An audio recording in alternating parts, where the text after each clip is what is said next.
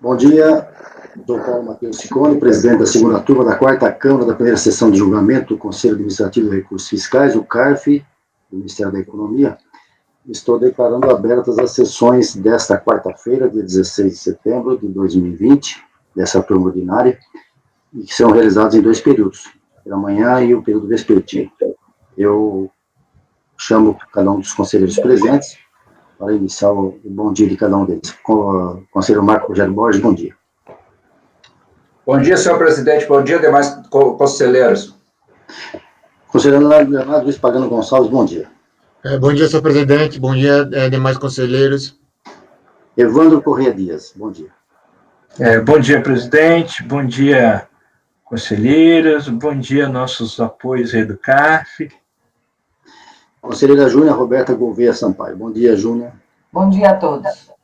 Conselheiro Wilson Kazumi Nakayama, bom dia, Wilson. Bom dia, presidente. Bom dia, conselheiros. Conselheira Paula Santos de Abreu, bom dia, Paula. Bom dia a todos. Conselheiro Luciano Bernardi, bom dia, Luciano. Bom dia, presidente. Bom dia, conselheiros. Apoio técnico, bom dia. Cumprimento a minha Janaína, nosso apoio em Brasília, e desejo um bom dia a ela, um bom trabalho a todos nós. E estamos iniciando as nossas sessões desta quarta-feira com a pauta, na sequência da pauta, iniciando pelo primeiro processo do dia de hoje, dessa manhã.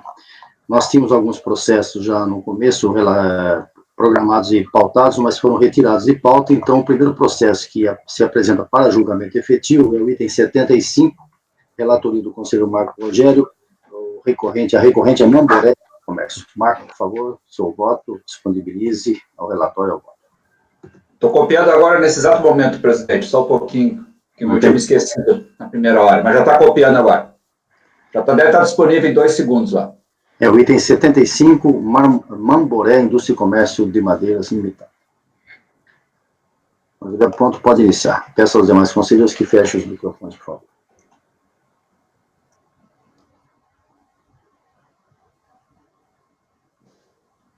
Só para checar, já deve estar disponível lá. Esse processo aqui, presidente, rapidamente, é uma questão, envolve várias infrações aplicadas sobre o contribuinte no auto de infração. Tá? Já vou direto ao voto, onde eu faço sempre uma retrospectiva das... Deixa eu achar aqui o voto. Está lá na folha 16. Marco, só um momentinho, para que fique bem claro, inclusive na gravação e para os demais conselheiros, estamos iniciando agora, nesse momento, um novo tema, o tema 6, que são, tratando de omissão de receitas. Então, os próximos processos em julgamento, inclusive esse, trata exatamente desse tema, omissão de receitas. Pois não, Marco, desculpe. Tá. Presidente, só para resumir, então, um relatório que fica na síntese dos fatos que já compõem a parte do voto, que é o seguinte: o presente processo envolve a atuação de RPJ e Reflexo, anos calendário 2013 a 2006. As infrações são omissão de receitas de loteamento, saldo credor de caixa, falta de comprovação de empréstimo dos sócios e cheques compensados e TEDs com entrada dada na conta caixa, ganhos de capital, omissão de receitas financeiras. Em essência, durante a fiscalização foi oportunizado esclarecimento e comprovações referentes às operações das infrações inerentes às contabilizações, mas não houve segundo a autoridade fiscal. Ou seja, ele não justificou durante o procedimento fiscal. Houve a imputação de multa qualificada. Em impugnação, o contribuinte alega que entregou todos os documentos necessários para comprovar que não houve irregularidades e reclama pela falta de fundamentação legal para a posição adotada pela autoridade fiscal. Questiona a multa aplicada por entender que não houve intuito de fraude. Não contesta a infração de omissões de receitas financeiras. Ou seja, das 4 infrações, essa ele já não contestou nada, nem na impugnação e nem na fase recursal. A decisão da RJ faz análise dos autos e conclui que as provas apresentadas durante a fiscalização e impugnação não comprovam suas alegações do contribuinte e houve a devida fundamentação legal nos autos para lançamento, mantém integralmente os autos. E sede recursal praticamente transcreve a sua impugnação, não trazendo um elemento adicional, do recurso voluntário. Então, eu passo a analisar aqui as infrações aplicadas e a defesa do contribuinte. No saldo credor de caixa, a fiscalização verificou a existência de suprimento de caixa caracterizado por empréstimos efetuados por sócios em numerário, além de constatar a existência de inúmeros cheques que supriram o caixa, tendo como contrapartida a cota bancos. A fiscalização não localizou os lançamentos correspondentes às saídas de caixa. A recorrente adota a sistemática de contabilizar a débito da conta caixa os valores saídos da conta banco. E, desse modo, se faz necessário um outro lançamento contendo a saída de caixa dos valores pagos. A fiscalização não localizou na contabilidade os lançamentos a crédito de caixa, intimando o contribuinte que demonstrasse com documentos hábeis e idôneos o lançamento das referidas saídas, já que os cheques que supostamente serviram para suprir o caixa estavam informados nos extratos bancários como cheques compensados ou como TEDs. A recorrente alega exatamente o mesmo que na sua impugnação, ou seja, que conseguira demonstrar e comprovar os lançamentos contábeis e que fora sem fundamento a posição da autoridade fiscal, e que essa escrituração na conta caixa não espelha a realidade da sua movimentação bancária. Adicionalmente, entende que foi indevida a atuação fiscal desta infração. Aqui, compulsando os autos e verificando a posição da decisão ACO, constata que o procedimento adotado pela fiscalização foi de efetuar a recomposição da conta caixa, com base na documentação que dá suporte aos lançamentos contábeis apresentados durante a fiscalização, houve intimação, tudo, e de todos os documentos que deram suporte, e com isso houve recompensação. No momento em que o saldo da conta caixa apresentou saldos credores, aplicou o artigo 281, que é a presunção legal do RIR, artigo RIR 99. Ou seja, tais valores, por presunção legal, são caracterizados como missão de receitas. Independe, como alega a recorrente, o fato de estar no lucro presumido. Ela está no lucro presumido, mas tem escrituração, em que tese não haveria por que verificar suas despesas, mas não foi o caso. Se houve contabilidade e esta apresentada, verificando-se a eventual presunção legal, há fortes indícios de omissão de receitas, devendo ao contribuinte demonstrar a regularidade da situação, que não foi o caso. Então, ele não trouxe contraprovas para justificar o saldo credor de caixa. Para recompor o saldo de caixa, a fiscalização se valeu das informações contabilizadas como empréstimo dos sócios. E uma parte desse lançamento, o alto total, incluindo as multas, a 600 mil, então são valores até relativamente pequenos, assim, na média, considerando alguns autos que a gente vê. Mas o fato é o seguinte, a fiscalização se valeu das informações contabilizadas como empréstimo dos sócios. Então, ele trouxe notas promissórias, se não me engano, 3, para justificar, até aqui. Eu sempre escrevo e tento puxar da memória. Para comprovar os empréstimos, a recorrente se valeu de 3 notas promissórias acostadas aos autos, às florestais. Da mesma forma que a decisão ACO, entendo que tal comprovação não foi suficiente, ele só traz uma nota promissória, não justifica, aquele valor não tem informação, do efetivo entrega do numerário ao caixa da empresa, nos termos do artigo 282 do RIR. De resto, a atuação dessa infração está devidamente fundamentada pelo que vislumbro como correta que tais valores foram excluídos quando da recomposição de caixa. No que tange aos cheques compensados, TEDs acompanhe na íntegra a posição da decisão a qual transcrevo sua posição abaixo. Aí ele faz uma análise dos lançamentos contábeis que o contribuinte fez, para justificar por que a operação estava faltando uma perna, digamos assim, na operação. Então, são os valores ali que não tem lastro, tá? E fez, ou seja, a ocorrida a recomposição, então a decisão a qual faz toda a análise da recomposição de caixa aqui, o fiscal fez, está no TVF, e justificado. Então, ou seja, ela já vai lá para o final da minha conclusão. Ou seja, ocorrida a recomposição da conta caixa, pela qual a recorrente não comprovou os suprimentos contabilizados, e, por consequência, ocorrendo o saldo credor, tais valores se presumem como emissão de receita nos termos do artigo 281 do RIR 99, o que não foram contrapostos pelo contribuinte recorrente. De resto, verifica-se como devidamente fundamentado, pelo qual voto em aprovimento a este item. Acho que passo para os outros, né, presidente? Depois a gente volta em conjunto. Marco, só uma coisa. Na sua qualidade de vídeo, de áudio, tá, você colocou para baixa resolução, tá, sua voz está um pouco dando eco. Eu vou só um pouquinho, então, vou ver.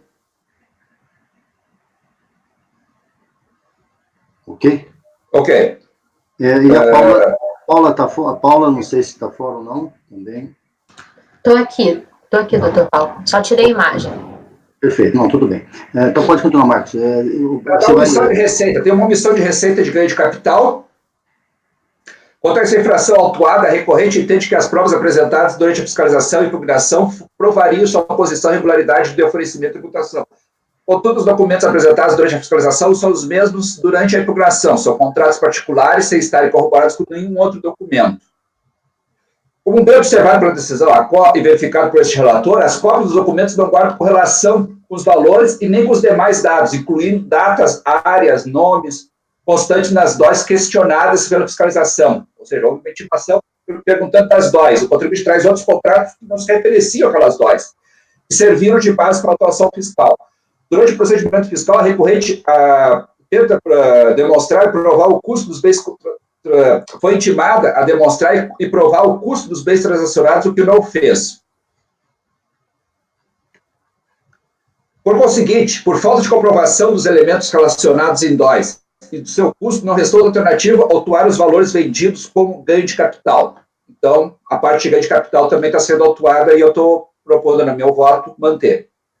Da omissão de receita e atividade de loteamento. Em relação a este item, a recorrente basicamente reclama pela falta de fundamentação legal por ter ocorrido a autuação fiscal. Só isso. É a defesa dela. Contudo, no auto de infração integrado com o termo de verificação fiscal está toda a fundamentação. Ele não traz provas, não traz nada, ele só reclama bem genérico. Se vocês olharem lá, o recurso voluntário é bem genérico, se não me engano, é um parágrafo só, não está fundamentado. Isso não é o problema ali. E ele não traz nenhuma outra prova. Da multa aplicada, tá, em relação, ele também faz uma defesa bem genérica, é um parágrafo de uma frase, assim, coisa bem genérica. Marco, espera um pouquinho só, vamos por etapa. Contextualizando aqui a sua posição. Tudo é omissão de receitas. Uma por saldo de credor de caixa, por ganho de capital, certo? Exatamente. E também tem o problema ali do receita financeira, é isso? Isso, só que esse aí nem se defendeu, nem na impugnação e nem no recurso. Tá, bom, então, os 3 itens que você falou são omissão de receitas. Exato. Tá, eu acho melhor a gente votar isso para depois passar para a multa, que a multa pode dar um pouco mais de discussão. Embora isso também, os demais assuntos também possam dar, né? Eu apenas queria fazer uma colocação. Bom, ele não se defendeu, então não vou nem comentar. A respeito da receita financeira, parece que a fiscalização passou pelo percentual do lucro presumido, quando, na verdade, isso aí deveria ser totalizado diretamente na base básica. Exatamente. Acabou favorecendo até no caso. Né? Não precisaria ter passado pela base de cálculo, deveria ter calculado diretamente. Mas tudo bem, se ele já não se defendeu, não tem problema. Então, eu vou trazer em votação, resumindo, se vocês ouviram o conselheiro, omissão de receita, os motivos do voto estão colocados, e eu peço que, se alguém quiser debater, eu vou abrir para debate rapidamente, depois eu vou colher os votos antes da multa qualificada. Alguém quer falar? Levanta a mãozinha. Não, então ninguém vai falar, eu vou pedir os votos. A propósito do conselheiro, então, é manter integralmente a autuação. Pagano. No momento, tendo em vista a falta de prova, né, a ausência de contraponto do contribuinte, eu acompanho o relator. Evandro? Acompanho o relator. O contribuinte não trouxe provas aí para contradizer as autuações. Júnior? Com o relator. Wilson? Acompanhe o relator, presidente. Paula? Com o relator. Luciano? Acompanhe o relator, presidente. Também acompanho, inclusive, nessa situação que eu falei. Eu precisaria até, não teria nem que ter passado a receita financeira pela base de cálculo, mas o contribuinte nem se defendeu. Então, mantido integralmente os lançamentos são esses, né, Marco? Agora é só a multa qualificada, é isso? Exato. A multa qualificada, presidente, eu estou aqui, eu faço uma transcrição do fundamento da decisão no TVF, né? Ele apenas faz um genérico, assim, ó, não houve intuito de fraude ao caso, tá? Mas tudo bem. Em contraposição à decisão ACO, entendo que as presunções legais, então a parte de presunção legal, que é a recomposição do saldo credor de caixa, ao inverter o ônus da prova, carregam em si certo grau de incerteza se tal receita foi omitida ou é apenas pela falta de provas que assim passam a ser consideradas. Há circunstâncias que eventual infração com base em presunção legal possa ser entendida como qualificável a sua multa, mas deveria ser inseridos mais elementos ao contexto, não tem nos autos. Não é o caso nos autos. Por conseguinte, no que tange a infração de saldo credor de caixa, uma presunção legal, entendo que a multa qualificada deve ser exonerada e aplicada a multa de 35%. Sobre as demais infrações, basicamente ganho de capital e receita de atividade de loteamento, essas foram baseadas em elementos probatórios externos, DOIs, e não foram contabilizados e nem oferecidos à tributação. Essas circunstâncias, para tais infrações, há uma nítida demonstração do elemento volitivo do contribuinte ao não declarar tais receitas ganhos de capital, pois a ocorrência consciente das operações. Está provado, o fiscal levantou as operações, informações internas, assim, voto no sentido da provimento parcial contra a exoneração à multa aplicada, qualificada para exonerar a multa qualificada da infração saldo credor de caixa, mantendo a multa qualificada nas demais infrações. Bom, acho que está bem claro. O conselheiro está exonerando a multa qualificada, reduzindo a multa normal, a infração relativa a saldo credor de caixa, por ter sido por presunção e não ter restado comprovado o dolo do contribuinte, ou a Fazenda não conseguiu mostrar, né? O resto foi mantido. Alguém quer falar alguma coisa? Presidente, Pode falar. eu ainda não estou votando, mas só para falar, é engraçado que para você qualificar o intuito doloso, seria mais fácil você qualificar na fraude de saldo credor de caixa. Nas outras ficaria mais difícil, inclusive pela súmula, né? Mas o conselheiro ele fez o contrário, na concepção dele, o saldo credor de caixa, a multa por ser de presunção não estaria devidamente qualificada, ele excluiu a multa, e nas outras ele manteve. Só que as outras também são por presunção, né? E eu acho mais difícil comprovar o intuito doloso nas outras duas do que no saldo credor de caixa. Enfim, era só isso que eu queria comentar. Mas acontece, Pagano, pelo que eu entendi, que o Marco partiu para a circularização de informações de terceiros. Então, aí, há uma possibilidade de se provar esse dolo, né, em função disso aí tudo. Eu achei que o intuito dele foi mais para o intuito do recorrente não ter viabilizado provas e a fiscalização ter feito a diligência, a circularização em terceiros, por isso a manutenção, do que no intuito do dolo mesmo para a infração. Foi isso que eu entendi. No caso aqui, Pagano, eu estou deixando assim, ó, uma coisa, eu consignei no meu voto. Presunção legal, tá? E isso eu tenho mantido lá, habitualmente, nas minhas posições. Presunção legal, às vezes o fiscal lança só com base na presunção legal, não traz nenhum outro elemento para caracterizar que aquilo lá é uma receita operacional que realmente foi omitida. No caso da presunção legal, às vezes a pessoa apenas não tem os documentos comprobatórios, tá? É raro. E aí é difícil tu dizer que lá é há uma sonegação, há um elemento volitivo de ocultar aquilo.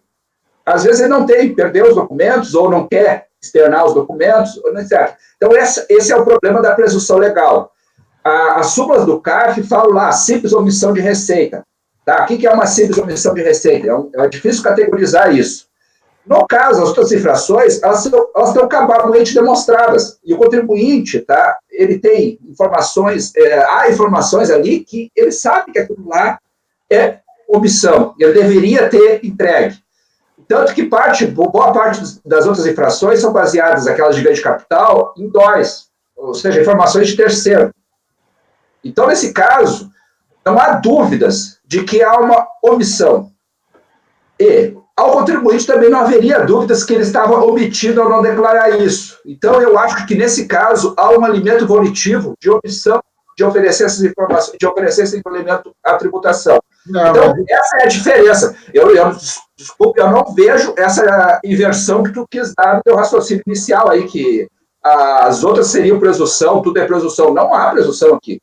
Se o cara tem informações de terceiro, é questionado por que ele não ofereceu a tributação, ele não justifica, não traz nada. É a mesma coisa se tu pegar uma informação que a gente tem pego, ou outra situação habitual nossa, onde o contribuinte informa para o fisco estadual e não informa para a área federal.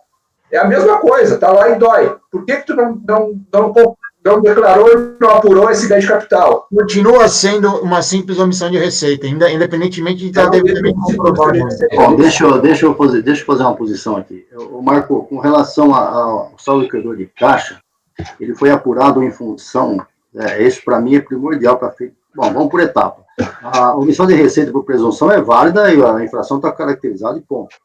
Com relação à multa qualificada, já existe a necessidade de mostrar o dolo, a vontade do contribuinte em atingir esse ponto de fugir da tributação.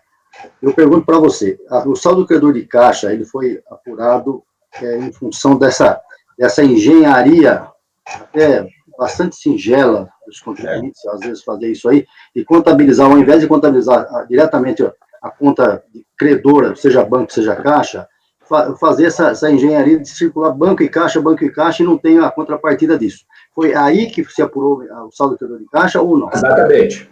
Então, para mim, aí também a multa qualificada cabe, porque o contribuinte fez isso de forma intencional, para justamente esconder na contabilidade esse tipo. Não, é que ele trouxe, o presidente, é que, na verdade, assim, ó, ele trouxe para se exonerar notas umas promissórias. Mas a promissória não tem valor nenhum, se você não Sim, consegue... mas a gente sabe, o artigo 282 do RIR. Mas eu ainda, para evitar essa discussão, eu acho que essa presunção legal ainda... Eu vou colher os votos. A proposta do relator, então, resumindo, a gente já liberar o assunto, é manter as infrações, já votamos, e com relação à multa qualificada, exonerar da infração saldo credor de caixa, mantendo as demais. Conselheiro Leonardo Luiz Pagano Gonçalves, seu voto. Eu vou seguir o verbete da súmula, presidente, e vou pedir para cancelar integralmente a multa qualificada. Ok. Evandro? É complicado, é que o contribuinte também não ajuda na sua defesa, né? A defesa, ela tá aquém, né? Ela não é perfeita. Não tá. Eu vou acompanhar o relator. Paula. Desculpa, Júnior. Com a divergência. A divergência do Pagano. Exato. Wilson. O presidente, o senhor já se pronunciou aí, mas eu entendo assim, que também deva ser mantida a multa qualificada no caso do saldo credor de caixa. Eu acho que teve intenção, sim. Então, com todo respeito, eu vou acompanhar a sua divergência, que eu já tinha aberto aí. Então você está divergindo inicialmente, né? Porque eu ainda não votei. Tá? Mas eu estou... Eu entendi. Você mantém integralmente. Perfeito. Conselheira Paula, por favor. Estou tentando ver aqui, mas realmente a defesa do contribuinte é ruim, o processo está todo em volumes, difícil de analisar, mas de fato, assim, a gente percebe um intuito doloso em algumas partes aqui, né, da omissão de receita. É difícil analisar tudo, mas só fazer... Leonardo, qual é a súmula que você está citando? O número da súmula agora, espera um pouquinho. É aquela súmula que diz: a simples omissão de receita não enseja, não qualifica a multa. Porque eu vou acompanhar a divergência do Leonardo, mas até porque eu não consigo ver aqui agora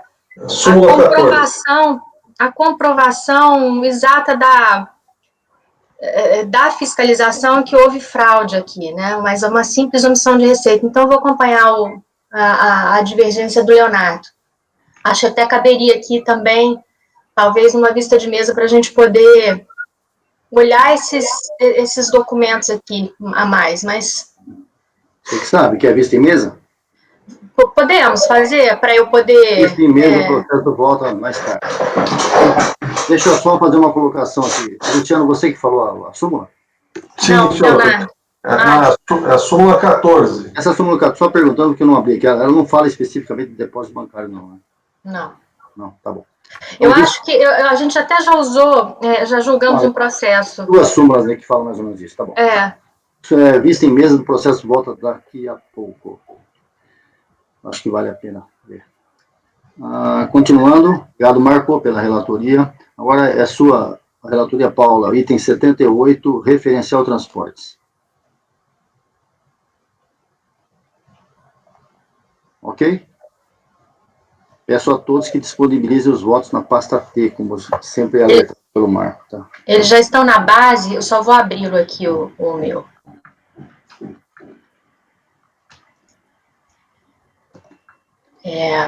Bom, esse é um caso onde houve um auto de infração relativo a imposto de renda, CSLL e um lançamento e PIS/COFINS do ano calendário de 2003 e 2004, com crédito aproximado de 4 milhões, aproximadamente, incluindo principal, multa e juros de mora até 2008. Acontece que quando a contribuinte foi impugnar o auto de infração, ela o fez com mais de 90 dias após o prazo para impugnar. Então, a manifestação de inconformidade, ela foi julgada intempestiva e, portanto, não conhecida. A contribuinte, então, interpôs recurso voluntário e também, e aí eu já estou sendo bem rápida aqui, vou passar depois para o voto, mas também apresentou recurso voluntário intempestivamente. Eu vou ter algumas peculiaridades nesse caso para a gente ver se a gente vai conhecer do recurso ou não. Então, eu estou indo lá para o voto, a folha 3, diretamente. Item 2. Verifica-se, analisando os autos, que a recorrente interpôs recurso especial contra Acórdão 01-24.930 da primeira turma especial do Conselho Administrativo de Recursos Fiscais no processo tal, e que em 10 de maio de 2012 julgou procedente o lançamento impugnado. Poder-se imaginar que haveria decisão de segunda instância proferida por esse Conselho, e cuja peça se encontraria ausente dos autos. Mas em uma análise mais detida, verifica-se que a recorrente cometeu um equívoco e que, em verdade, sua intenção era de interpor recurso voluntário contra Acórdão 01-24.930 da primeira turma da DRJ de Belo Horizonte no processo, proferido em 10 de maio de 2012. Ressalta-se que o processo administrativo fiscal rege-se pelos princípios do informalismo e da fungibilidade, ou seja, flexibilizam as formas rígidas, principalmente em relação aos atos dos particulares para a realização do objetivo do processo.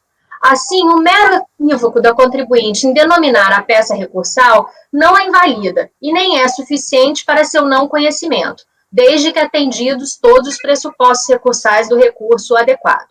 Em relação à tempestividade da apresentação da peça recursal, verifica-se que a recorrente, eu acho que tem um microfone aberto.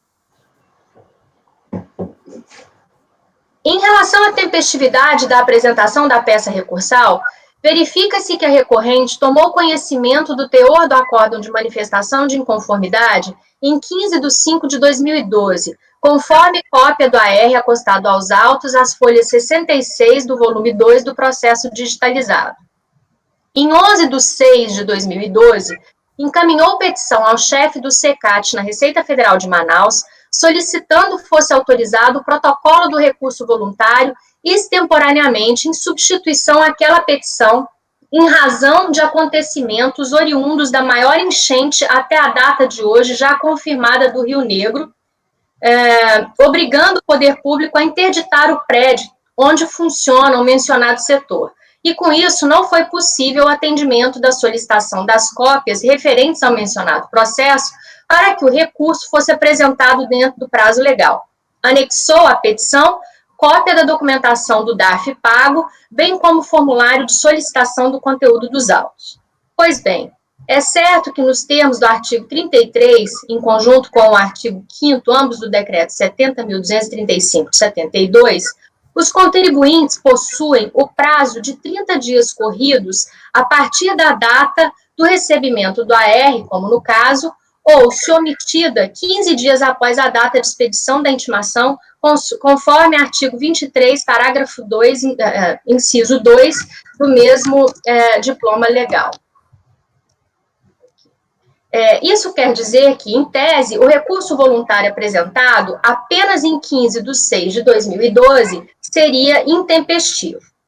No entanto, explicou a recorrente que, em virtude de força maior decorrente de enchente no Rio Negro, a repartição da Receita Federal, que poderia fornecer cópias do processo e do teor da decisão ora recorrida para que a defesa fosse realizada, encontrava-se fechada. Como não é possível a essa conselheira verificar as informações apresentadas e tampouco avaliar a extensão do impacto causado pela referida enchente, voto por converter esse julgamento em diligência para que sejam informados o número de dias em que o prédio da Secretaria da Receita Federal ficou fechado, data da enchente, entre outras informações que possibilitem averiguar o impacto do evento de força maior invocado que possa prejudicar a defesa da recorrente. Após a realização das verificações solicitadas, o processo deve retornar a esse colegiado para prosseguimento do julgamento do recurso voluntário. É como voto. Ô, Paula, deixa eu fazer uma pergunta aqui para você. Eu estou vendo aqui nos autos, esse AR que você falou do dia 15, dia 25 está marcado aqui. Peraí, deixa eu só ver aqui. É que ele pôs uma petição, na verdade... O AR que você faz referência, tá, já está aqui, ó, recebi o processo citado, é o 720-274, é esse o processo? Recebi a notificação que se refere a esse aviso. Tem uma assinatura, Fátima, e tal. Isso. Pelo que eu estou vendo aqui, é 25 de maio, não é 15, não. Não, olha escrito à mão aí do lado, 15 do... Aquilo é um 2. Olha o carimbo do correio. É um 2. É um 2 aquilo ali. É um 2. E do lado é o mesmo 2, o mesmo 5, a mesma pessoa. Você pode ver que é um 2. Está fazendo uma perninha ali no 2. Ninguém faz um 1 desse jeito que está aí. Agora, além disso, existe o correio. O carimbo do correio é 24 de maio, depois é 25 de maio. Essa data é 25 de maio. Esse recurso é tempestivo. Eu vou fazer aqui 25. Não, no meu modo de ver, eu não sei que alguém esteja enxergando outra coisa, mas para mim está bem claro que é 25 isso aí. Eu entendo que é 25 também. Ele fez a petição dia 11 e está no prazo. Acho que dá para superar isso. Vamos votar. Tá bom. Eu vou... bom. Vocês querem votar ou vocês estão de acordo com o que eu estou falando? O Marcos já concordou. Olhem bem aí esse AR. Esse AR para mim tem o carimbo do correio. Tem o carimbo do correio, aí tem 2 carimbos, um do dia 20. Não, tá bom. Eu vou... É que eu vi aqui, na verdade, eu li na mão aqui que ele seria dia 15. Não tem problema, a gente pode superar essa fase aqui, mas eu ainda acho... Não, tudo bem, peraí. Deixa eu só ver aqui a documentação, tá? Porque ele apresentou uma petição pedindo... Deixa eu só abrir aqui o processo. Mas a gente pode superar, sim, não tem... Tudo bem, você reformula o seu voto nesse aspecto, não precisa nem colocar... Reformulo sim. Então, eu até vou ver, porque, na verdade, não foram poucos dias, não. Eu me lembro que foram vários dias aqui. Às vezes, a data do recurso é que deve estar... que você escreveu dia 11, né? Tal. Depois eu não sei o dia que ele apresentou esse recurso aí. Né? Paula, no mérito você tem outros ARs combinados. Tem. Será que não é melhor ir direto lá? Porque já Vamos lá no mérito, porque também... Eu acho melhor, porque senão fica... Então vai continuar o seu voto. Vai no nosso... Caso vencida e se decida por conhecer o recurso voluntário, vamos analisar, então, a tempestividade da impugnação apresentada ao auto de infração. Nota-se que, a esse respeito, a recorrente alega que a intimação seria nula. Primeiramente, porque teria sido realizada por via postal e não pessoalmente por auditor fiscal da Receita Federal devidamente identificado. E, em segundo lugar, porque tentou adquirir cópias do processo, mas sem sucesso, ocorrendo cerceamento de sua defesa. E, por fim, porque, como a intimação foi realizada por via postal, não pôde entregar os documentos solicitados à terceira pessoa, vez que estes gozam de sigilo fiscal. Pois bem, a citação via postal está prevista no artigo 23 do Decreto 70.235 de 72 e é considerada válida e eficaz quando encaminhada ao endereço postal fornecido pela contribuinte e à administração tributária para fins cadastrais. O parágrafo 3º do mesmo artigo estabelece que não há ordem de preferência em relação aos meios facultados à administração tributária, podendo ser realizada a intimação por meio postal e não pessoalmente. Ademais, não se verificou nos autos qualquer elemento de prova que pudesse invalidar a intimação via postal. Adicionalmente, verificamos as folhas 7 e 8 que a recorrente foi intimada em 5/7 de 2012 para ciência do início da fiscalização, quando lhe foi solicitado apresentar documentação a ser auditada.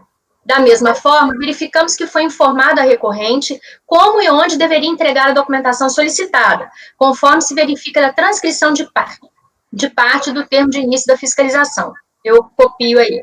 Assim, não é possível considerar a nulidade da intimação para a ciência do início da fiscalização e tampouco cerceamento de defesa.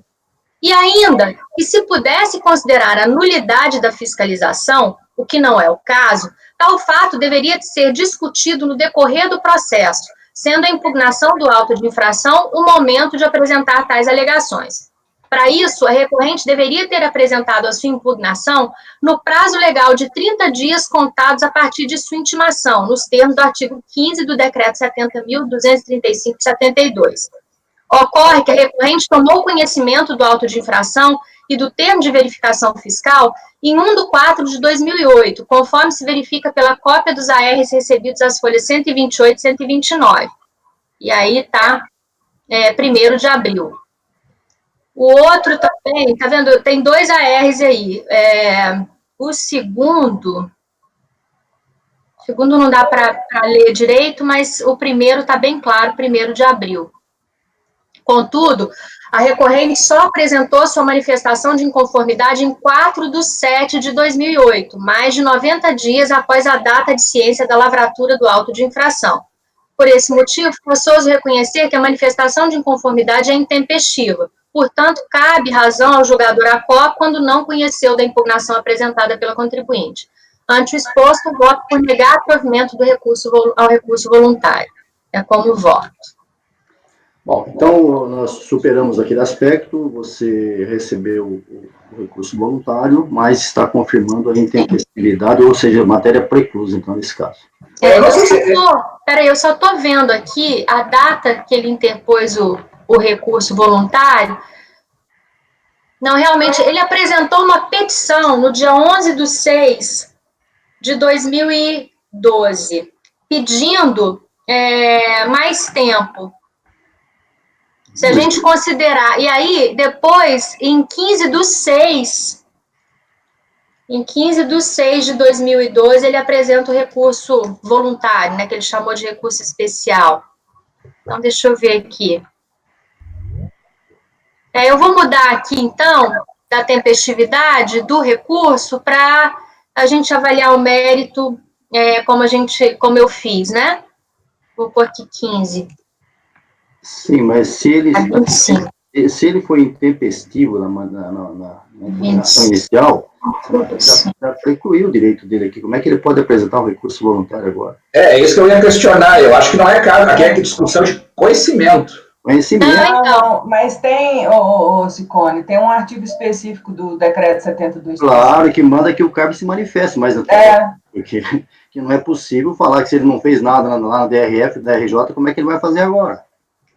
Cabe a nós decidirmos isso, é claro, mas eu acho que até porque não é questão de 1 dia ou 2, são 90 dias aí. Eu acho que talvez conheça o recurso voluntário e nega provimento. Eu faria uma pauta. Aí é uma questão só de ver como é que vai colocar isso, mas que ele não pode vir agora no CARF e depois não ter feito nada. Não, com certeza. Essa questão aí é só para, sei lá, eventualmente provar que a decisão estava errada, que teve uma forma, mas nesse caso aqui não.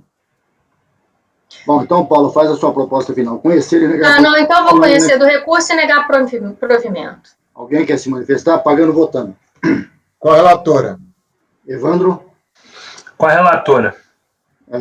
Júnior? Com a relatora. Wilson?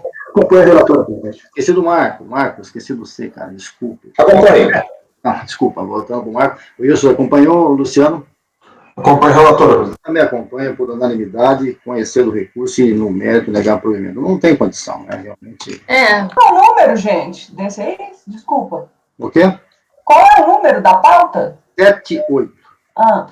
78. Marco, você quer ver aquele caso lá do Vista em Mesa? Enquanto eu anoto aqui. Sim. Então vamos lá. A sua palavra é sua. É o item 49, presidente. Tá bom, vamos da lá. Paula. Deixa eu abrir aqui. Lá de novo. É PJL. O item 49. A questão é a seguinte, a Paula apresentou o voto ontem, né, e eu pedi vista de mesa para refletir um pouco. Primeiro, ela traz dois aspectos no voto dela para se posicionar e dar provimento ao contribuinte. O primeiro aspecto é que nós estaríamos, deixa eu ver até o termo que ela usou, assim, que não poderíamos mais discutir a possibilidade da exclusão, já que o contribuinte teria um outro acórdão, julgado anteriormente, outra turma, em outro momento, antes lá. Essa matéria aí, tá, que existe a conexão da decisão, tá, essa matéria tem sido, ocasionalmente, ela tem sido recorrente aqui nos colegiados, e alguns conselheiros ela. Por exemplo, quem traz ela é a Edeli. E eu até fui voto vencedor da Edeli 2 ou 3 vezes sobre essa matéria. Por quê? Não é exatamente o mesmo ponto aqui da Paula, mas é um ponto que, por exemplo, que a Edeli entende que se já houve uma situação fática julgada, não pode mais ser rediscutido isso. Tem que acatar. Ela usa muito essa decisão dela para questões, por exemplo, que discutem ágio, tá? Aonde geralmente o ágio ele é deduzido em 60 meses, os 5 anos, o fiscal vai lá, lança 1 ano, faz a glosa de 1 ano, faz a glosa do outro, fiscal vai lá, faz outra glosa em outro processo de outro ano, e aí ela entende que, no momento que foi discutida essa operação do primeiro processo, do primeiro ano da glosa, a decisão se estenderia por todos os anos, então haveria uma conexão de decisão, então todos os outros processos têm que respeitar essa decisão.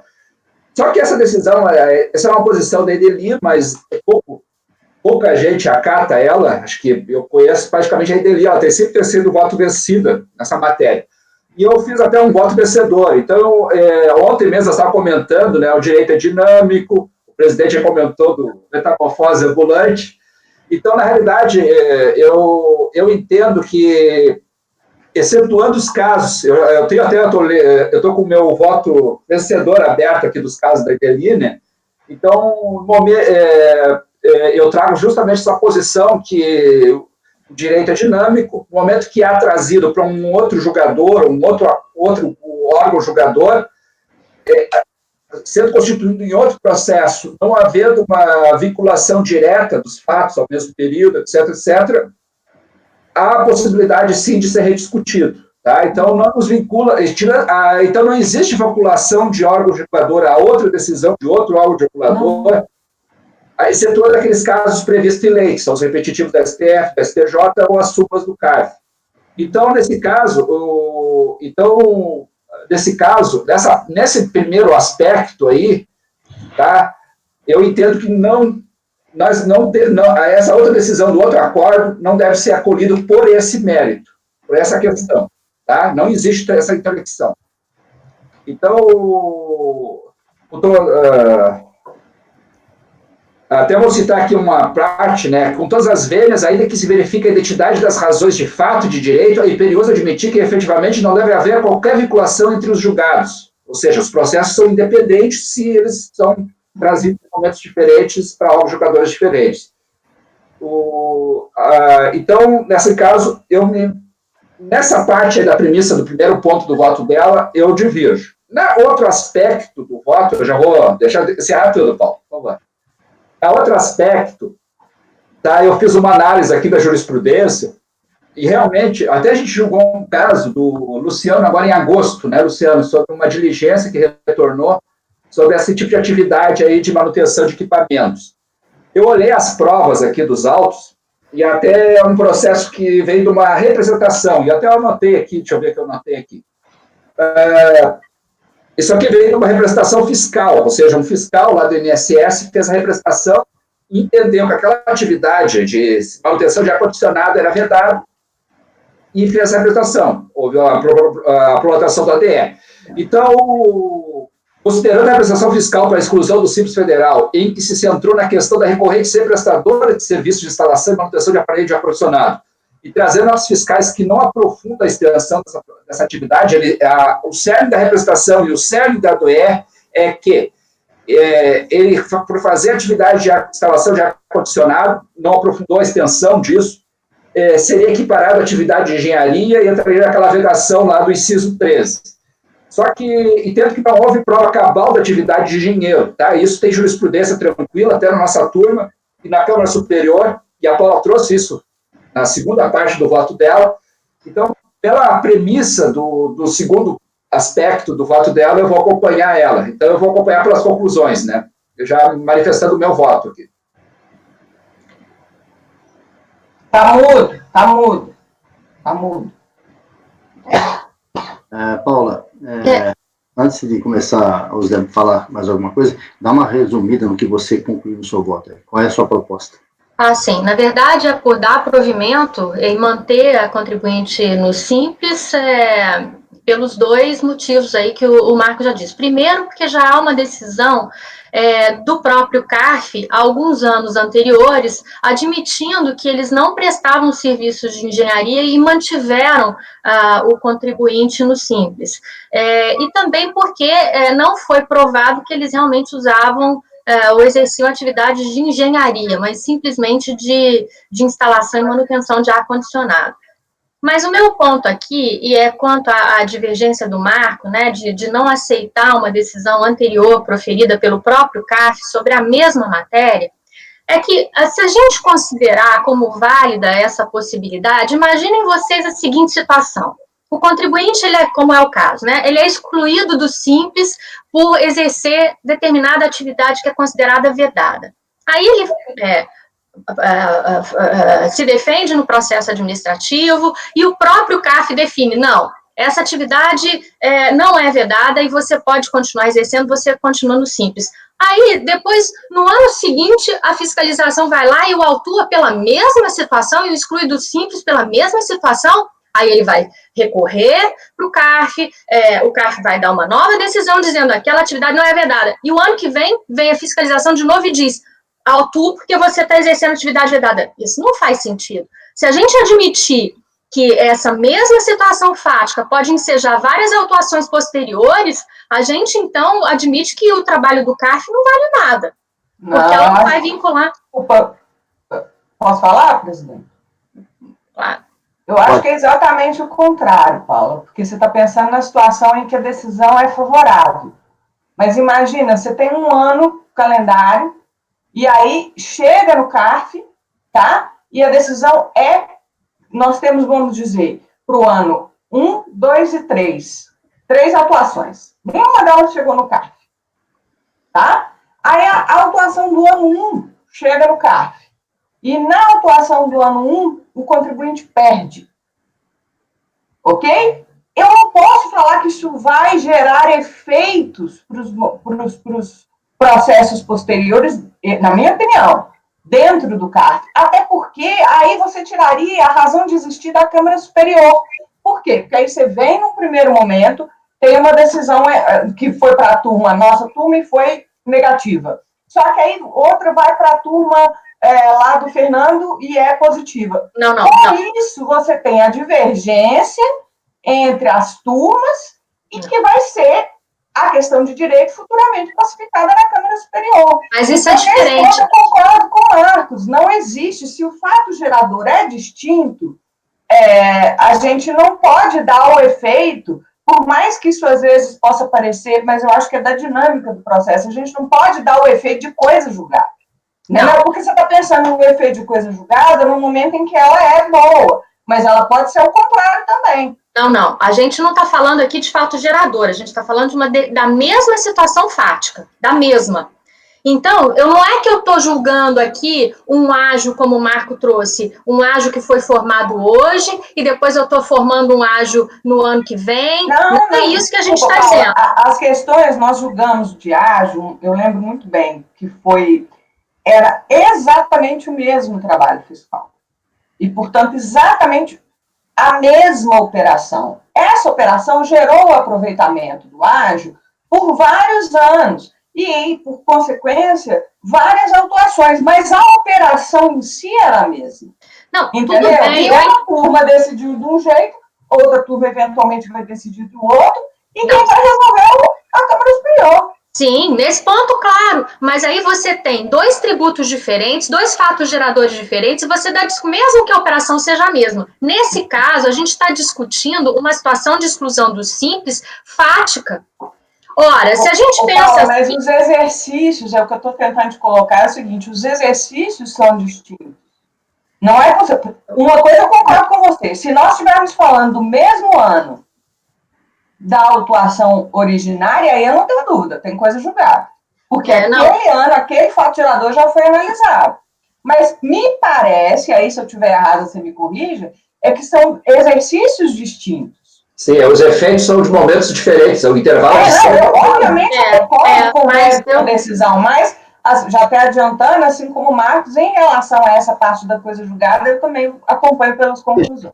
Deixa eu contextualizar para que os demais conselheiros possam também opinar, se for o caso. Então, conselheira Paula, a sua posição é de manter o contribuinte no regime do simples, né, cancelando o ato declaratório por 2 motivos. Primeiro, porque não tem a súmula 57 aí, ok, acho que o Marco concordou com isso, sem nenhuma dúvida. E a segunda, porque seria uma coisa julgada já lá atrás, há 8 anos atrás, tá? Nesse ponto o Marco divergiu, a Júlia também já se manifestou, né, também. E eu peço a algum conselheiro, se tiver que se manifestar, o Evandro, o Luciano, o Wilson, o Pagano, quiser se manifestar a respeito disso, rapidamente, para a gente colocar em votação.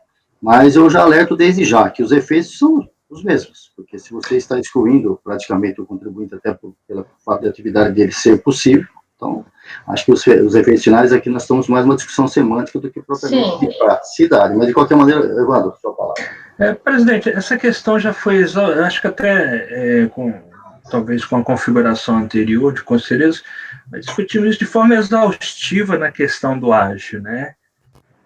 Essa questão de explicar uma decisão anterior. Eu acho que não haveria evolução aí no direito, e eu acho que o próprio sistema ele tem soluções, foi as mesmas palavras que eu coloquei à época. A Câmara Superior existe para exatamente trazer solução a esses conflitos, essas soluções divergentes, embora para anos calendários distintos aí. Então, eu estou adiantando o voto aí no mesmo sentido da divergência. Eu voto e depois você vota. Então, a proposta da relatora é manter o contribuinte no regime do simples pelos 2 motivos. Coisa julgada, né? Manter essa decisão, segurança jurídica e tal. Alguém mais quer falar, não, né? E o fato de ter a súmula 57, que não equipara aí a serviço de engenharia. Então, o Marco votando. Eu acompanho pelas conclusões e manifesto o interesse de fazer declaração de voto. Tá bom. Pagano? Eu acompanho a relatora. Evandro? Pelas conclusões. Júnior? Pelas conclusões também. Conselheiro Wilson? Nesse caso, presidente, eu acho que assim, é um fato específico, e eu estou entendendo que o julgamento que aconteceu foi em relação ao Simples Nacional, né? E esse que nós estamos julgando agora é do Simples Federal. Eu acho que não teve mudança fática no caso. Eu acompanho a relatora nesse caso específico. Sem conclusões, acompanha normalmente, tá. Conselheiro Luciano, por favor. Eu acompanho a relatora, presidente. Relatora, e eu acompanho pelas conclusões. Agora nós temos aqui um empate, né? Eu vou acompanhar, eu tenho que acompanhar pelas conclusões, eu penso da mesma forma. Então, aqui, o que nós vamos decidir aqui agora? Eu vou fazer declaração de voto. Na realidade, vai ser dado provimento, sendo que a maioria qualificada é pelas conclusões. E a minha declaração de voto vai expor os motivos da... Isso, aí está resolvido. Tá. Ok, então, dado o provimento parcial, né? E... Unânime. Pela maioria. Sendo que houve 4 votaram por conclusões. Eu acho que não é parcial, não, é dar provimento. Dá provimento total. É por unanimidade. Deixa eu fazer uma colocação, Paula. Esse aqui está julgamento encerrado. Naquele caso que nós estamos falando agora há pouco. Referencial. Isso. Tem uma decisão aqui do CARF e diz assim, até para efeito de definição final do que nós vamos escrever, você vai colocar aí, né, o que a gente vai colocar na ata. Sim. Uma decisão agora de 2013 da 3202, da turma 3202. Impugnação não conhecida por intempestividade, limites da matéria a ser apreciada em segunda instância de administrativo de julgamento. Cabe à turma julgadora administrativa de segunda instância apreciar tão somente a matéria trazida no recurso voluntário relativa à tempestividade da impugnação, não devendo ser conhecido o recurso na parte que extrapole a questão apreciada em primeira instância. Recurso voluntário conhecido em parte, na parte conhecida recurso negado. É essa a posição que eu vou escrever aqui, está de acordo? Sim, claro, até porque eu não apreciei o mérito, né? A gente só avaliou a tempestividade mesmo. Ok, então eu vou colocar essa decisão aqui, tá bom? Tá bem. De qual acordo? O acordo é 3202. 3202? 001-018. 001-018. Tá, eu vou colocar a ementa parecida para... Tá. Bom, continuando então agora, no próximo item. Só um minutinho.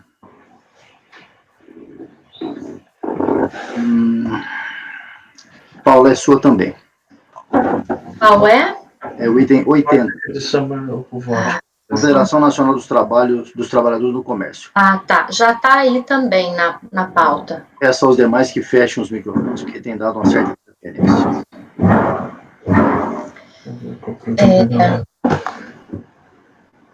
Esse é um caso de...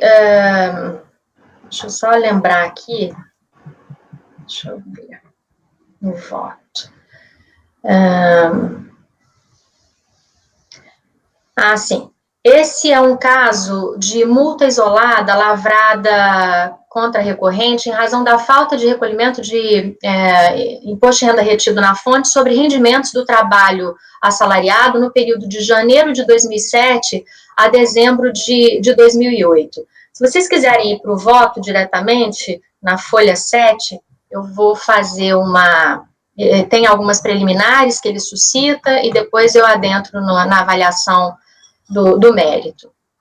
Mas o objeto é a lavratura da multa isolada no percentual de 75%, pela falta de recolhimento de imposto de renda na fonte. Preliminarmente, a recorrente pugna pela nulidade do auto de infração em virtude da auditoria fiscal ter lavrado 2 autos de infração. Um para cobrança de contribuições previdenciárias e outro para cobrança de multa por falta de retenção do imposto de renda retido na fonte sobre pagamentos realizados a pessoas físicas, o que contraria a determinação contida no parágrafo 1º do artigo 9º do Decreto 70.235/72, introduzido pela Lei 8.748 de 93. Cumpre observar que o parágrafo 1º do artigo 9º do referido decreto já sofreu alterações posteriores à lei apontada, estando vigente à época do auto de infração com a seguinte redação. Vou ler só o primeiro parágrafo para a gente entender. Os autos de infração e as notificações de lançamento de que trata o caput desse artigo, formalizados em relação ao mesmo sujeito passivo, podem ser objeto de um único processo quando a comprovação dos ilícitos depender dos mesmos elementos de prova. Como se pode constatar, não há qualquer vício na lavratura do auto de infração em tela, uma vez que se refere à cobrança de imposto de renda retido na fonte, bem como a multa aplicada pela falta de seu recolhimento, foram resultantes da mesma auditoria fiscal e envolve os mesmos elementos probatórios. A recorrente também insiste que o auto de infração seria nulo em virtude da auditoria fiscal utilizar-se de número de matrícula diferente daquele utilizado em outras ocasiões. Reconhece que o julgador Acó já ofereceu explicação sobre o fato, mas requer o pronunciamento desse conselho sobre o assunto. Pois bem, o artigo 10º do Decreto 70.235/72 exige que os autos de infração sejam lavrados por servidor competente e devidamente identificado com a sua função e número de matrícula, bem como a sua assinatura. A identificação da autoridade que expediu o auto de infração é requisito para sua validade, conforme determina a súmula CARF vinculante número 21. O decreto 10.973 de 72, contudo, não exige que o número de matrícula que deve identificar o auditor fiscal tenha que ser aquele de registro no órgão em que está lotado, podendo ser aquele de registro junto ao SIAP, Sistema Informatizado de Gestão de Recursos Humanos do Poder Executivo Federal. Por isso, cabe razão ao julgador Acó quando entende que não há vício insanável nesse caso, que acarrete a nulidade do auto de infração. Deixa eu só fazer um parênteses aqui. O auditor fiscal, quando ele foi lavrar o auto de infração, ele usou um número de matrícula da Receita Federal. E depois, no outro, ele usou um outro número de matrícula, que era do SIAP. Então, o contribuinte está dizendo que os números de matrícula da auditora fiscal eram diferentes. Mas a própria DRJ explica essa diferença, que um era o número do SIAP e o outro era o número da Receita, e que isso, então, não geraria nenhuma nulidade. Eu entendo também que a lei fala o número de matrícula, não fala se é da Receita ou se é do SIAP. Então, eu estou admitindo que esse ponto ele estaria superado já. Então, por isso, cabe razão ao julgador ACOR quando entende que não há vício insanável nesse caso que acarrete a nulidade do auto de infração. Quanto à alegação de desconhecimento da emissão da representação para fins penais, que derivou a autuação em comento, faz-se necessário explicar que, nos termos da súmula CARF vinculante número 28, o CARF não é competente para se pronunciar sobre controvérsias referentes a processo administrativo de representação fiscal para fins penais. Ademais, nos termos da súmula vinculante número 24 do STF, não se tipifica o crime material contra a ordem tributária previsto no parágrafo 1º, de 1 a 5, da Lei 8.137/90, antes do lançamento definitivo do tributo. Por isso, não há que se falar em cerceamento de defesa nesse processo administrativo fiscal, vez que as matérias deste processo e da RFFP são distintas e serão discutidas em esferas e em momentos diferentes. Diante do exposto, voto por afastar as nulidades suscitadas. Vocês querem discutir as nulidades antes? Eu acho que não há necessidade. Esse caso do número aí, acho tão banal uma coisa dessa. De qualquer maneira, alguém quer se manifestar sobre isso que a relatora comentou? Acho que não, né? O Wilson, quer falar uma coisa? Não, está tudo certo, exatamente. Ok, pode ir ao mérito. Bom, da folha de pagamento não declarada em GFIP e DIF. Segundo o TVF, no confronto da folha de pagamento e da GFIP e DIF entregues pela hora recorrente, foram identificados pagamentos aos empregados Célia Antunes Oliveira e Antônio Alves Pereira, para os quais não havia declaração em GFIP ou DIF no período de janeiro de 2007 a dezembro de 2008.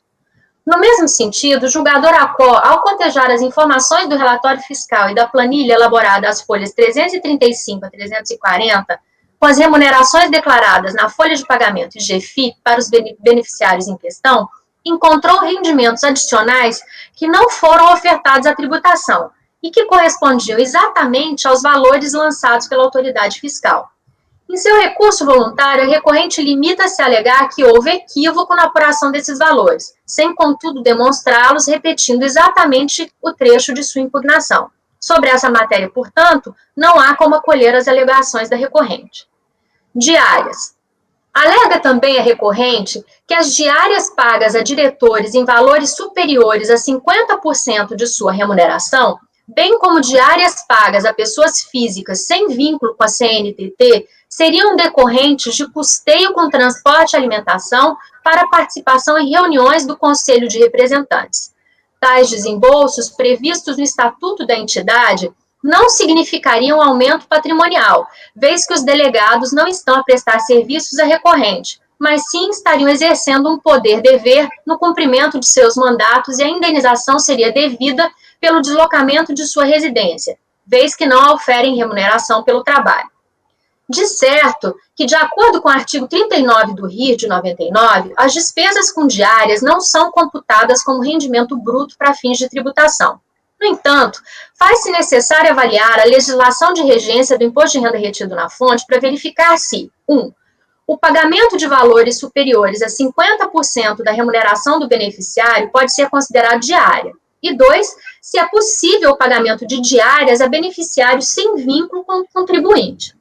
A solução de consulta COSIT 73 de 2013 conceitua diária, para fins de isenção do imposto de renda, os valores pagos em caráter acidental e transitório, embora possam estender-se por um mês ou mais, bem como ocorrer em vários meses do ano, destinados a cobrir exclusivamente despesas de alimentação e pousada, em virtude de deslocamento de empregado, funcionário ou diretor para município diferente de sua sede profissional, inclusive para o exterior, no desempenho de seu emprego, cargo ou função, para efetuar serviço eventual por conta do empregador. As diárias, conforme a norma supracitada, possuem um valor fixo, não importando o valor efetivamente gasto pelo empregado. A referida solução de consulta acrescenta ainda que em montante superior a 50% do salário do empregado, não estão sujeitas à retenção do imposto de renda na fonte, mesmo porque aquele limite decorre da legislação trabalhista e sua eficácia opera-se na esfera do direito do trabalho.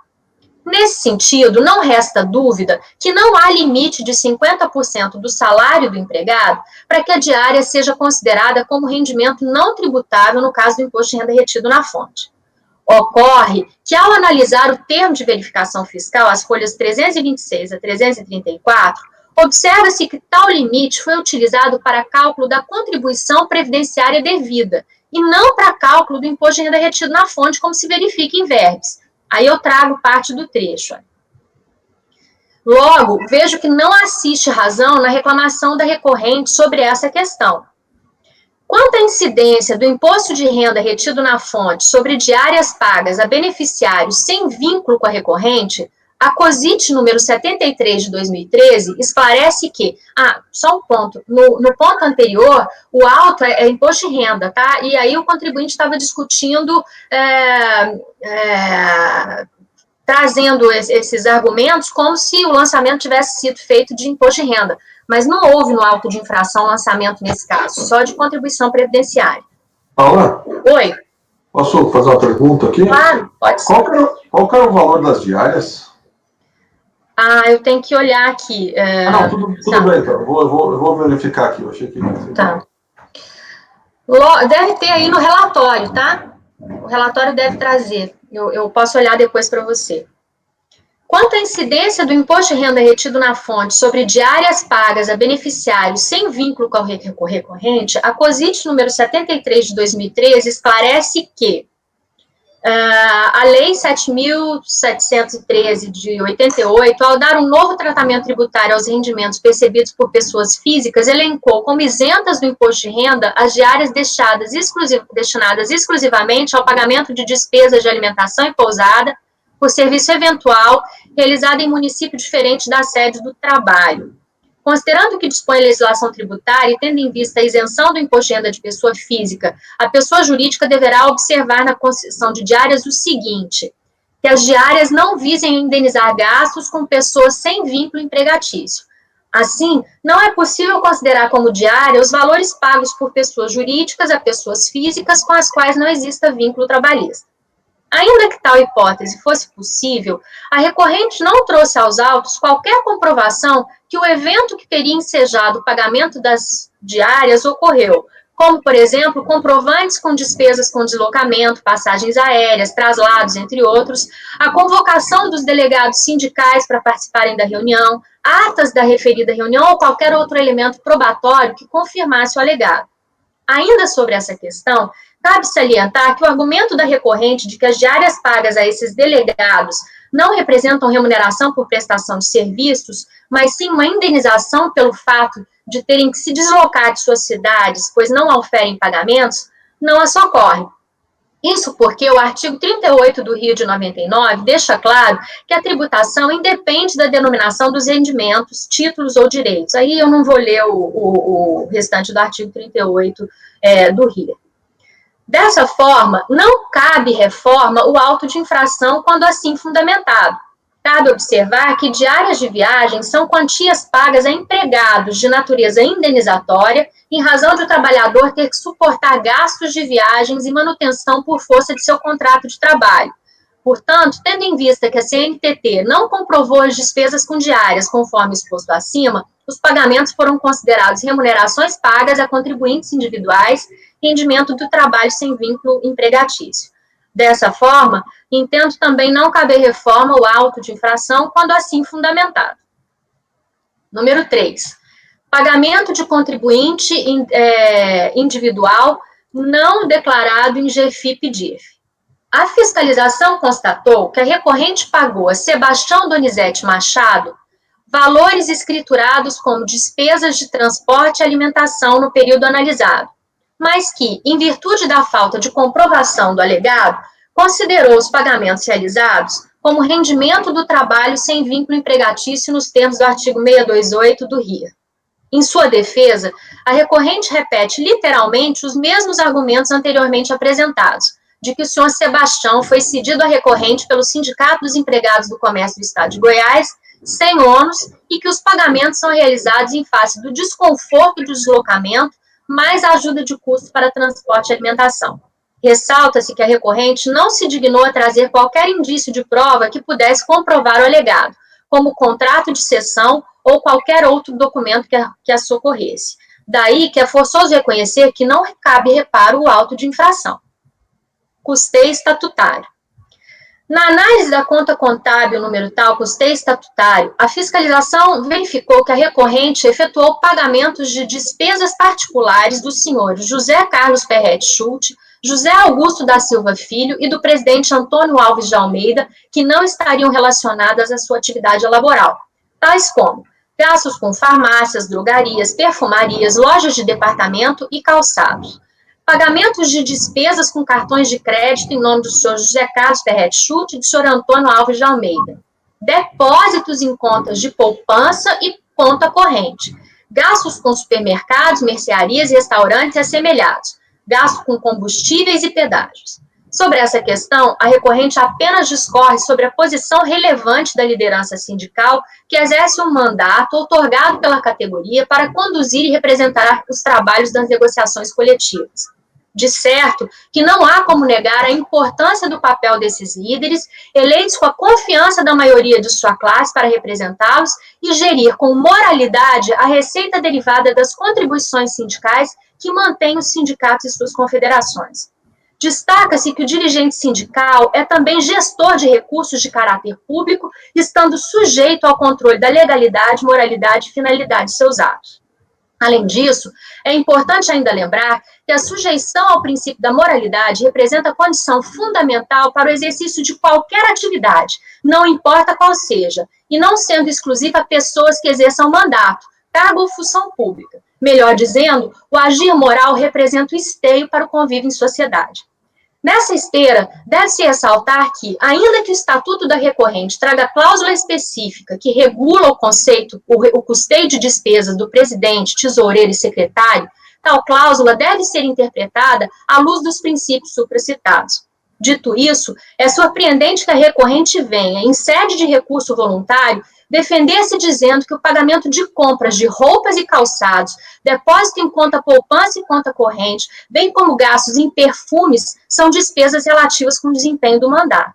A despeito do que quer fazer crer a recorrente, para fins de tributação da renda, acerta a fiscalização em considerar como remuneração todos os pagamentos realizados a título de custeio estatutário, relativos às despesas efetuadas pelos senhores José Carlos Ferretti Schulte, José Augusto da Silva Filho e Antônio Alves de Almeida.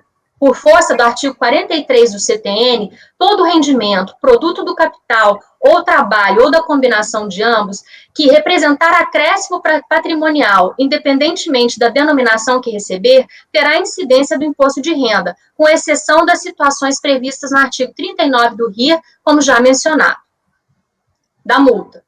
Diante das irregularidades da apuração do imposto de renda retido na fonte pela recorrente, já analisados acima, impõe-se a aplicação da multa de ofício nos termos do artigo 9º da Lei 10.426 de 2002, como apontado no auto de infração. Ressalta-se, eu trago aí o trecho, ressalta-se que o enquadramento legal apontado no auto de infração foi a norma indicada acima, e não a instrução normativa IN-SRF 7489, como alega a recorrente.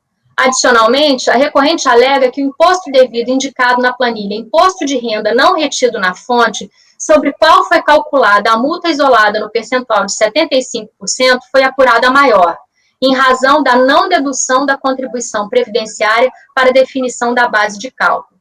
No entanto, tal questão não foi arguída pela recorrente em sua manifestação de inconformidade e, portanto, não foi tratada pelo julgador ACO. Por esse motivo, nos termos do artigo 17 do Decreto 70.235 de 72, não é possível conhecer do recurso nessa parte, vez que operou-se a preclusão processual. Diante de todo o exposto, voto por não conhecer do recurso voluntário quanto à questão não impugnada e negar provimento às demais matérias suscitadas. É como voto. Bom, voto muito substancioso, muito bem feito. Parabéns pela profundidade da análise. Propósito da relatora não conhecer o recurso na parte conhecida, negar provimento. Alguém quer falar alguma coisa? Que festa, hein? Que festa com dinheiro das contribuições dos trabalhadores. Pô, Paulo, você não liberou nem um perfuminho, não? É brincadeira. Daí Já vimos alguns casos de entidades, não outras, né? Não é melhor nem falar do caso agora. Mas eles ainda vêm se defender disso, né? É um absurdo. Eu compartilho da Paula e dessa posição de que todos esses entes aí que não pagam impostos, que são entidades imunes, isentas, tem que zelar como se fosse um órgão público. E a maioria quer ainda se excluir e não ter nem fiscalização nenhuma, como se fosse uma entidade privada. Os caras não pagam imposto nenhum para zelar por algum interesse público específico, mas querem ser tratados como totalmente privados e pudessem fazer o que bem entende. Mas o Marco, mas até em entidade privada também, né? Qualquer cargo de gestão tem que ser regido pelo princípio da moralidade, assim. A corrupção privada também tem que ser combatida, né? Só que uma coisa, né, Paula? Na iniciativa privada, a punição vem na própria corporação, né? Agora aqui, se não houver uma fiscalização, vai passar em albis mesmo, vai ficar aí. Então, esse caso foi autuado, quantos não são, né? Então, parabéns mais uma vez pelo voto. Vou colher agora o voto de cada um. Pagano? Com a relatora. Faltou o Marco, né? Ô, Marco, estou esquecendo você, viu, rapaz? É que você já falou. Retiro, presidente. É que você já falou, já manifestou, já até sei seu voto, mas tudo bem, confirmado. Acompanho integralmente, meus parabéns à posição moral até do voto da Paula. Pagano. Com a relatora. Evandro também já tinha manifestado. Sicone, eu queria fazer uma sugestão à Paula aqui, porque a conclusão aqui me deixou com dúvida, mas eu entendi, tá? Diante de todo o exposto, voto por não conhecido recurso voluntário quanto à questão não impugnada. Na verdade, é a questão preclusa, né? Aquela que ele trouxe no final, que é a última, mas se você quiser que eu... Não, é sugestão, não quero... eu vou fazer, então, na questão preclusa, né? Quanto à questão preclusa. Até colocar na ata também. Então, Eu vou pôr aqui contra a questão preclusa e negar provimento às demais matérias. Porque impugnou, ele impugnou em recurso, né? Tá certo. O mesmo caso, é praticamente o mesmo caso do anterior, né? Não apresentou a primeira instância e acabou. Júnior. Com a relatora. Wilson. Parabéns à relatora, eu acompanho. Luciano? Acompanho a relatora, presidente. Eu já falei, né? Eu acho que vou primeiro manifestar pela profundidade do voto e até por uma questão de desabafo, né, como cidadão, acho muito, muito válido. Então, também acompanho na forma exposta no voto da relatora. Julgamento encerrado, continuando aqui mais um antes do intervalo. Eu vou dar uma folga agora para a Paula, para descansar um pouco, e vou fazer o item 83. Você tem condição de disponibilizar esse voto aí, Luciano? CSD Participações.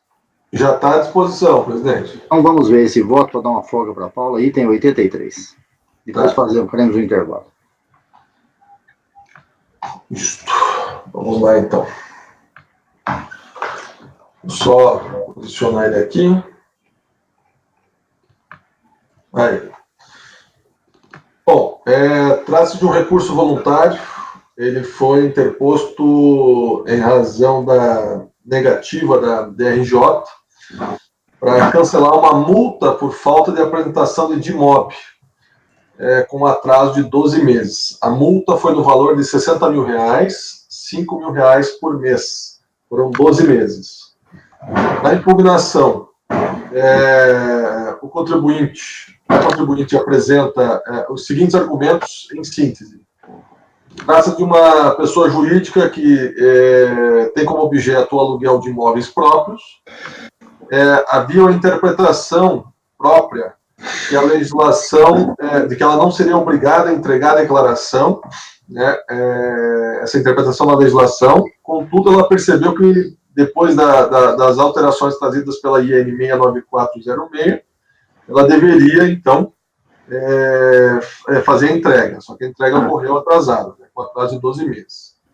A entrega foi de livre e espontânea vontade, antes de qualquer fiscalização, e ela reclama da multa, alegando que a multa representa 22,35% do seu faturamento do ano, que afrontaria o princípio da capacidade contributiva. A DRJ, ao analisar esses argumentos, Acho que tem o microfone aberto, tá batendo alguma coisa aí. A DRJ, ao analisar esses argumentos, afirmou que não é competente para tratar de inconstitucionalidade de lei, e a multa está prevista em lei, portanto, adequadamente aplicada. O recurso voluntário, a contribuinte alega que apresentou efetivamente a DIMOB de 2008 com atraso. A legislação que previa a multa de R$5.000 por mês foi alterada para R$500 mensais, sendo que se ela for apresentada antes do procedimento de ofício, a multa é reduzida pela metade. Deve ser aplicada o artigo 106, inciso 2, a linha C do CTN, que prevê a retroatividade benigna, sendo que a multa ficaria em R$250 por mês. E ela requereu a redução da multa com base no artigo 57, parágrafo 3º da MP número 2158 de 2001. Não houve contra-razões da Fazenda. Eu vou passar então direto ao voto, começando pelo parágrafo 9º da tempestividade e da admissibilidade. Com base no artigo 33 do decreto 70.235 e na constatação da data de intimação da decisão da DRJ, folhas 445, 7/12 de 2012, bem como do protocolo do recurso voluntário, folha 42, de 7/1 de 2013, conclui-se que esse é tempestivo. Tendo em vista que o recurso atende aos demais requisitos de admissibilidade, o conheço e, no mérito, passo a apreciar. Multa por atraso na entrega de imóvel e retroatividade benigna. O único argumento apresentado pela recorrente foi que teria direito à retroatividade benigna, pois a sanção aplicada à época teria sido reduzida depois da aplicação em seu caso. É importante salientar que a entrega de declaração, mesmo em atraso, se deu de maneira espontânea. Ao compulsar os autos, verifica-se que a multa por falta de entrega de imóvel foi aplicada no início de 2010, tendo como fundamento o artigo 16 da Lei 9779, de 99, e o artigo 57 da medida provisória, número 2158-35, de 2001, os quais tinham a seguinte redação à época da aplicação da infração. Eu vou ler só o artigo 57, presidente, para enfatizar aqui o texto, né? O descumprimento das obrigações acessórias exigidas nos termos do artigo 16 da Lei 9779, de 99, acarretará a aplicação das seguintes penalidades. R$5.000 por mês calendário, inciso 1, né, no caso, relativamente às pessoas jurídicas que deixarem de fornecer, nos prazos estabelecidos, as informações ou esclarecimentos solicitados. 5% não inferior a R$100 no valor das transações comerciais e operações financeiras próprias da pessoa jurídica ou terceira em relação que seja responsável tributário, no caso de informação omitida, inexata ou incompleta.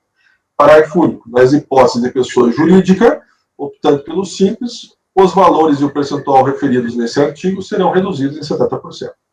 Com base nesses dispositivos, a multa teria sido aplicada de forma adequada, ou seja, R$5.000 por mês calendário. Ocorre, porém, que houve alteração dos dispositivos legais da medida provisória, número 2158-35, de 2001. A Lei 12.766, de 2012, conferiu a seguinte redação a eles. O sujeito passivo que deixar de apresentar nos prazos fixados de declaração, demonstrativo ou escrituração digital, exigido nos termos do artigo 16 da Lei 9779, de 99, ou que os apresentar com incorreções ou omissões, será intimado para apresentá-los ou para prestar esclarecimentos nos prazos estipulados pela Secretaria da Receita Federal do Brasil, e sujeitar-se-á às seguintes multas.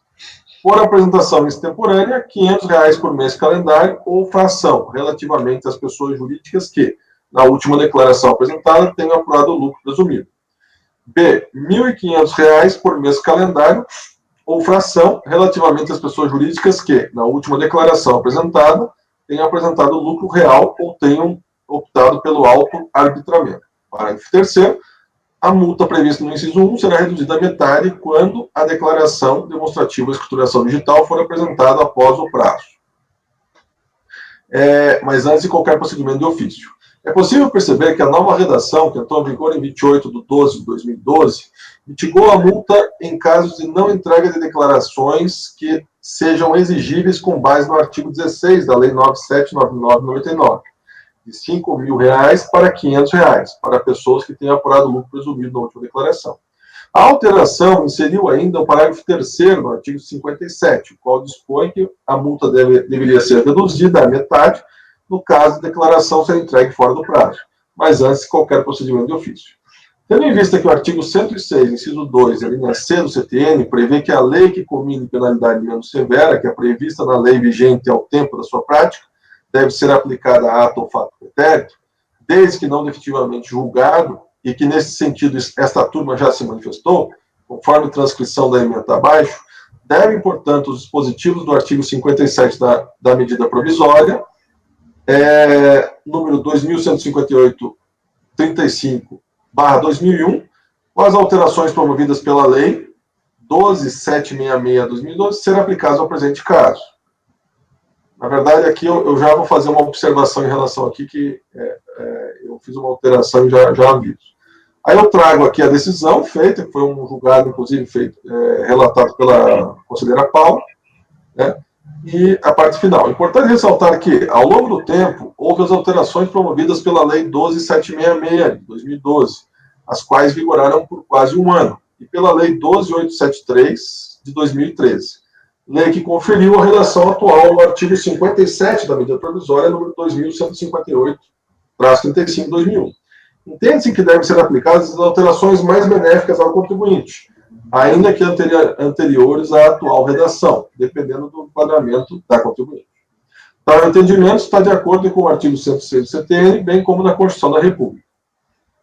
Diante do exposto, voto no sentido de conhecer o recurso voluntário para, no mérito, dar-lhe provimento, de forma a reduzir a multa por falta de entrega de imóvel, nos termos da redação mais benéfica prevista nas alterações legislativas promovidas ao longo do tempo, até a atual redação nas alíneas A e B do inciso 1 do artigo 57 da medida provisória número 21.5835, 2001, com as alterações promovidas pela Lei 12.766 de 2012 e pela Lei 12.873 de 2013.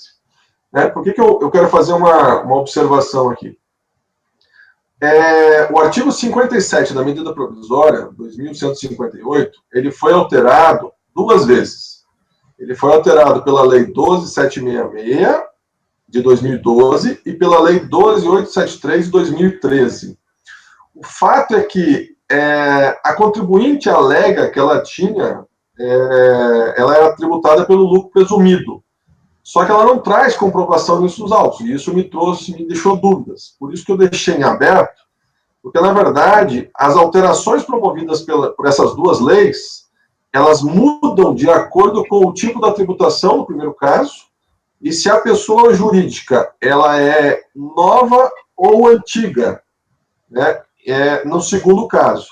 E aí mudam os valores da aplicação da multa. Foi por isso que eu deixei em aberto, né, para que a autoridade de origem ela possa confirmar qual é o tipo de tributação feito escolhido pela contribuinte, para que possa aplicar, então, no caso, a situação mais benéfica. Né, se for, no caso, o lucro presumido, que seja assim, se for o lucro real, que seja assim, ou se for nova ou antiga. É nesse sentido que eu me pronunciei, presidente.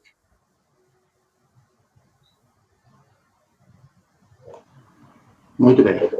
A posição do conselheiro. Alguém quer se manifestar alguma coisa a respeito disso? Evandro? Wilson?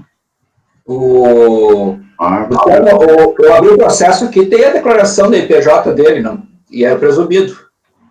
Puxa, então desculpe. Eu passei batido aqui. É a CSD, né? Participações. Eu abri no volume 1, está lá da IPJ dele, é presumido. Eu olhei isso. Eu peço desculpas, vou alterar para que seja aplicado, então, de acordo com o lucro presumido, que é a alteração promovida pela Lei 12.766 de 2012. Inclusive, eu fiz essa alteração hoje pela manhã, porque eu falei, oxa, será que eu não vi qual que era o lucro dele? E passei batido. Eu tenho quase certeza que está aqui, a da IPJ, 2009, né? É verdade. Então, eu vou voltar a alteração que era. Isso Não Isso seria... altera alguma coisa na sua posição, Luciano? Não, continua a mesma coisa, só que a aplicação, presidente, vai ser para aplicar a alteração promovida pela Lei 12766 de 2012. Tá. Portanto, a multa ficaria no valor de R$500 por mês de infração. Sim. E aí, como ele apresentou, nos termos do parágrafo 3º, de livre e espontânea vontade, ela seria reduzida à metade. Então, seria no valor de R$250 a multa por mês, no lugar de 5 mil. Não se aplicando, no caso, a Lei 12.873 de 2013, porque ela trata de situação mais prejudicial ao contribuinte, em relação a essa. Tá, eu sugeriria, isso é um costume que fazia, assim, que já se fazia na DRJ, né, lá atrás, quando eu era da DRJ, e eles têm esse costume mesmo. Colocar isso, né? No caso desse, se você tem absoluta convicção de que os valores são esses, que já não tem nenhuma dúvida, eu faria uma tabela nesse sentido. Eu acho que ajuda muito a execução do acordo. Eu farei, presidente. Eu tinha colocado o valor exato, mas hoje pela manhã eu fiquei pensando no caso e falei, gente, eu acho que eu me equivoquei nessa situação, só que eu esqueci. Não, eu estou dizendo, se você tem convicção absoluta, se você tem dúvida, deixe que execute um acordo lá. Só que se tem convicção, acho que ajuda muito. Alguém mais quer falar? Luciano, ele pediu só a redução, não seria, porque não seria caso de provimento parcial, não? Não, ele pediu a redução e eu estou provendo tudo o que ele pediu, né? Ok. Ele não pediu o cancelamento da multa, ele falou que entregou errado mesmo, só a aplicação da retroatividade benigna. Ok. Eu acho que, independentemente de qualquer coisa, essa redução legislativa aí foi sensata, né? Porque realmente... Era pesada, né? Pesadíssimo. Então, a propósito do relator, é dar provimento, na forma, não é parcial, porque é exatamente o que o contribuinte pediu, né? E reduzir, então, a aplicação, mantendo a inflação, mas reduzindo os valores. Marco, Rogério. Acompanhe, presidente. Pagano? Acompanhe. Evandro? Acompanho. Júnior? Acompanhe. Wilson? Acompanhe, relator, presidente. Paula? Com o relator. Eu também acompanho, então, por unanimidade, dado o provimento para reduzir na forma do voto do relator. Que, então, se for possível, coloque essa tabelinha final. Eu falei isso. Vamos dar um intervalo de 5 minutos. Janaíne, intervalo, por favor, 5 minutos.